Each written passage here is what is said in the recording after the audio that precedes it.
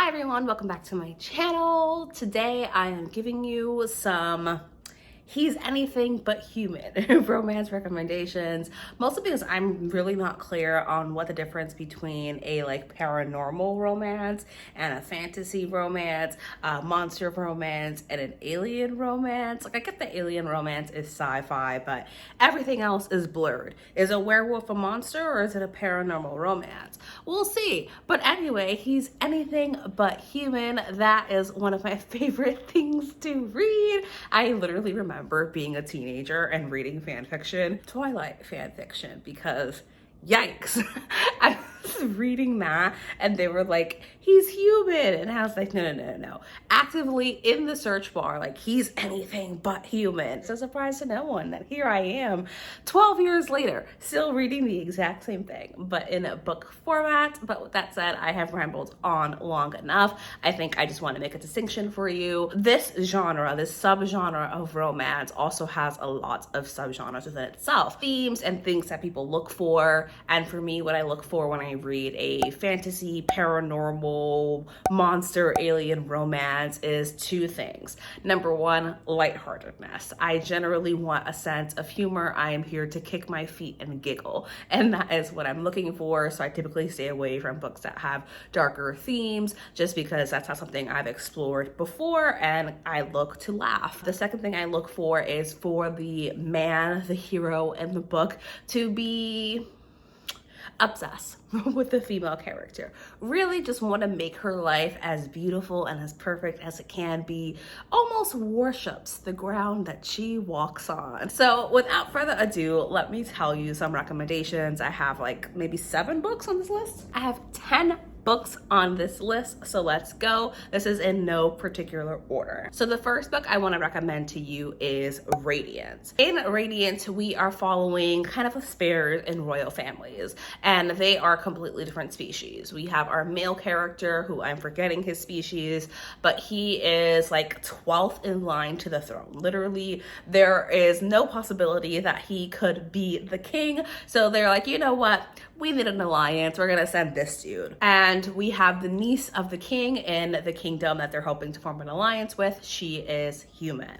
Now, the thing about this marriage is that because they're different species, both of them find each other extremely repulsive. They're like, you are actually so fucking ugly. I'm going to vomit and run away and scream. But they also feel like they understand each other and they're able to have really deep and meaningful conversations and feel seen with one another. It's one of the only romances I read where it's an arranged marriage and it is strangers to friends to lovers, and it is so sweet and so cute. Very low stakes in the first book, and it is just them being adorable and cute together and falling in love. And I love the whole premise of, I'm not attracted to you. There is no instant attraction. The attraction comes once I get to know you as a person. I think that is so cute and so sweet, and they're one of the only couples that I genuinely think are soulmates. Next, we have an Enchantment of Ravens, and this is by Margaret Rogerson. This is a fae romance. Now, I'm gonna set your expectations accordingly,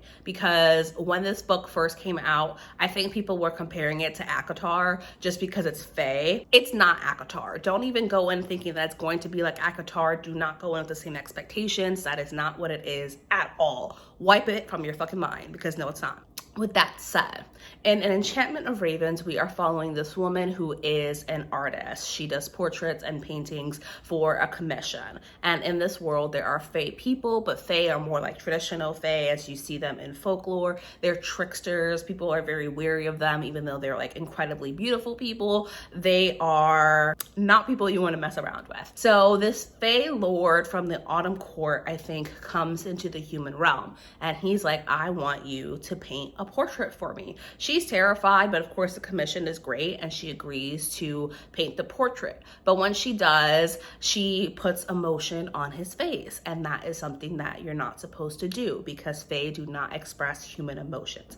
They don't have the ability to do that. So to paint that is to kind of really disrespect him. So when she sends the portrait over to his kingdom, he comes back because his people backlash, and he's like, you are coming back here to be punished. I am dragging you here because how fucking dare you?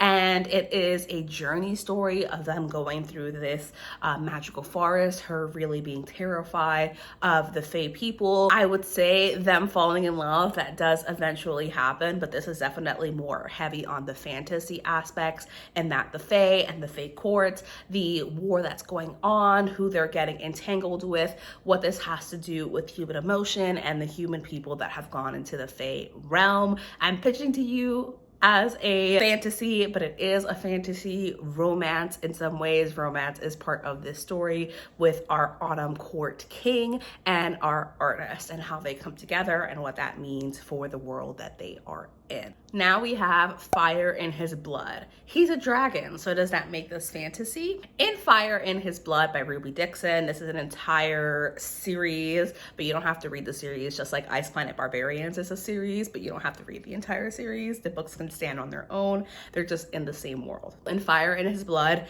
we are on Earth, but not Earth as we know it, because several years ago, a giant rip opened up into the sky and let a bunch of crazed dragons in, and the dragons have completely damaged the world. They've burned down every town. There are very few survivors, and the survivors that are there, as you can imagine, are living in a post-apocalyptic world. It is humanity at its most disgusting. Ignore the unbelievableness of it, because I don't see how people weren't able to defeat dragons, but we'll ignore that. In this book, we're following Claudia, and Claudia is trying to survive, but of course she's a woman in this world, and she has pissed off the mayor, and the mayor is the mayor in this worst version of humanity. So he says, you're being sacrificed to the dragon, because they found that dragons actually can respond to certain females. They don't know why, but some of them can.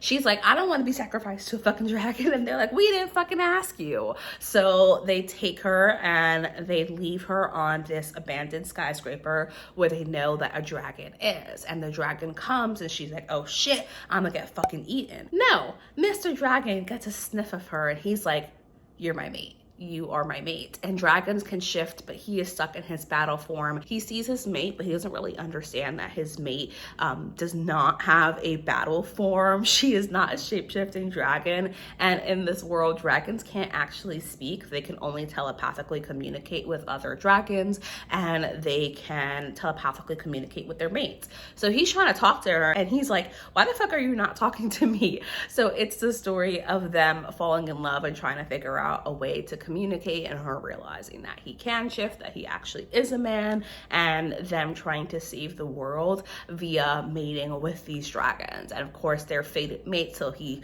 falls to her knees for her and is always willing to do anything that she wants, and it's very much touch her and die, quite literally, because he's a fucking dragon and you will die. Fun times. I really enjoyed it. If you like Ice Planet Barbarians, or even if you didn't read it, I would recommend picking this up. It is dragon shifter, and it is very cute fated mate story. Then we have a gentle spin on Red Riding Hood. In this book, we are following a main character who is running away from her village. She's been exiled for some reason, and as she is running, she runs into these two men, and these two men are wolves.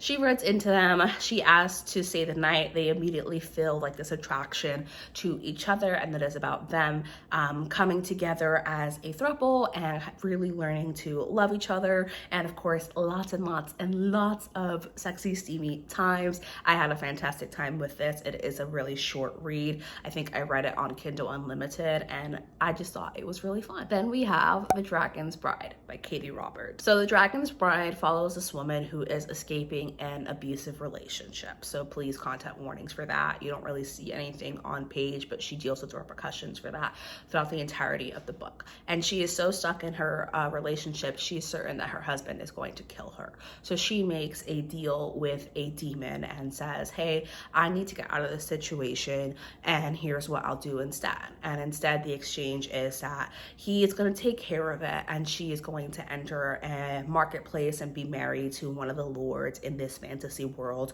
where there are various creatures, because much like many of the books on this list, it is part of a series, but each book stands alone. It's more of the creation of this world. And in this world, there are various creatures who are the lords of various kingdoms. She agrees to it, so she ends up being married off to a dragon lord. Quite literally a dragon, but unlike the dragon in Fireblood, actually doesn't really have a human form. He always looks like a walking dragon. You can see him on the cover here. This was a really steamy good time because we have a lord who's struggling to kind of run his kingdom and trying to set up the future for his kingdom, which means he needs a family, he needs children. And we have our main female character who's not willing to give that to him because she's very much aware that this is temporary, it is only for a few years, and she refuses to leave a child behind.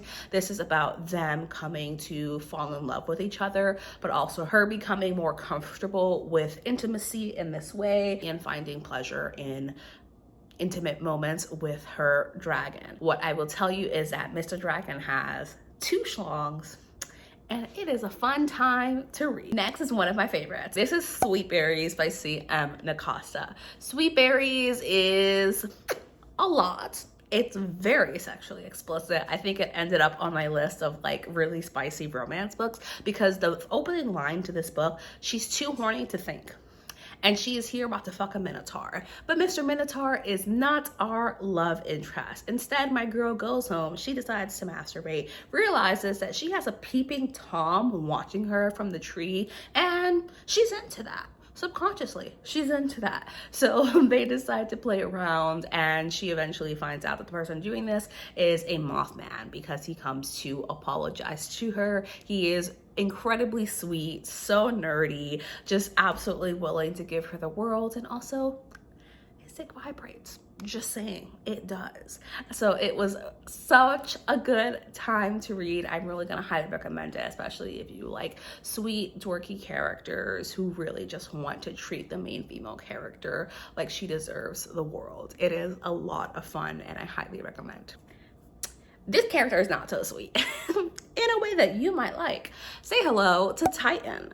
So Titan is a gargoyle romance. In this book, we are following, I think her name is Juliana, and she's a sugar baby because of some situations and circumstances that happened in her life that lead her to be struggling financially. One way that she's able to support herself is by being a sugar baby, but she's looking for a sugar daddy who's actually willing to take care of her, to love her, and to give her the sense of protection and home that she has never had. So she ends up running into Titan because Titan is a gargoyle and he runs a security firm in this strange universe. I think it's literally called The Strange. And he is looking for a stone that is really important to gargoyles. Juliana had previously gone out with a man who could have been her sugar daddy that I think was actually auctioning off that stone. So Juliana and Titan come to this agreement that they are going to work together to get this stone. But of course, Titan is also like, and you're mine. So this is the story of them finding the stone, trying to save the gargoyles, figure out what's happening, and get it back. It is heavy on the plot, but it's also about Juliana and Titan and the fun, sexy playtimes that they have together. This does have a daddy kink, which I do not mind. And there's also tail play, and also Titan is made of stone. So you know what? Juliana does benefit from this. Don't worry, Titan also is able to wear a ring that casts an illusion that makes him appear human to other people. Second to last book on this list is That Time I Got Drunk and Needed a Love Potion at a Werewolf. Of all of the books on this list, I would say this is the most lighthearted and humorous. If you're looking for a cozy, good time with sexy fun, this is a great book to pick up. In this book, we are following a woman named Bree. She is like a farmer, I think. She does something with cheese, and she is at the bar, and there's another farmer who's like harassing her and won't leave her alone. And she's like, dude, listen, I'm not fucking into you. Like, back the fuck off. And instead of backing the fuck off, he slips a love potion into her drink, and she doesn't realize this. But because she's so mad at him, she doesn't drink the drink. She picks it up and she throws it. And instead of hitting the guy, because the farmer ducks, it ends up hitting a werewolf behind her. He turns around to see who the fuck just threw a drink at him, and immediately falls in love with her. She thinks it's because of the love potion, but he's a werewolf and they have fated mates. So he thinks that he has just found his fated mate and is very much determined to get her to fall in love with him so they can go and be happy. It is so sweet and so cute and so cheesy, and I just absolutely adored every fucking moment of this. It is hilarious. Like, does not take itself seriously at all, and it's just a fun, good time. And the final book on this list is Luxuria. Much like that time I got drunk and yeeted a love potion at a werewolf, Luxuria also does not take itself too seriously. So in this world, there are shadows and there are hunters. And shadows are these beings that feed off of the emotion of people, and hunters try to bring them to extinction. We're following our main female character, and she was a hunter, but she was exiled from the hunter group because she was like, you know what?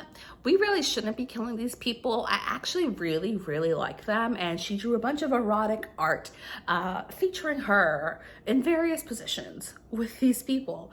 And the hunters don't take that too well, kick her ass out and leave her to suffer for the rest of her life. Several years later, she is an adult now, and she gets notification that the hunters actually need her because they want an alliance between the hunters and the shadow people, and they need someone to marry the shadow king. They're like, hey, you're the one that can do it. You've always wanted to fuck monsters, so come have a monster husband. She's like, actually, fuck all of you because you suck, but I'm gonna go get my mans. So she agrees to go, and she gets married to the Shadow King, who thinks that she's like manipulating him and that she must be a secret agent and that she's here to assassinate him. Meanwhile, she's like, why doesn't my husband want me? Hello, I thought we were gonna fuck, like what is going on, what's happening? So it's the story of that. Eventually at the 50% mark, like it gets so fucking steamy. Like I tell you, the people fuck every other chapter.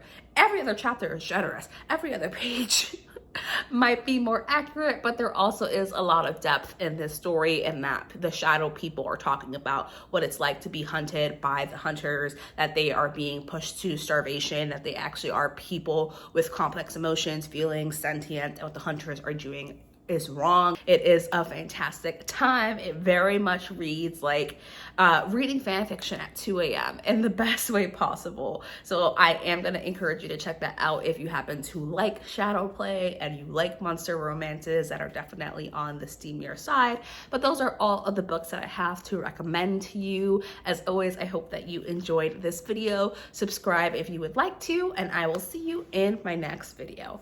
Bye!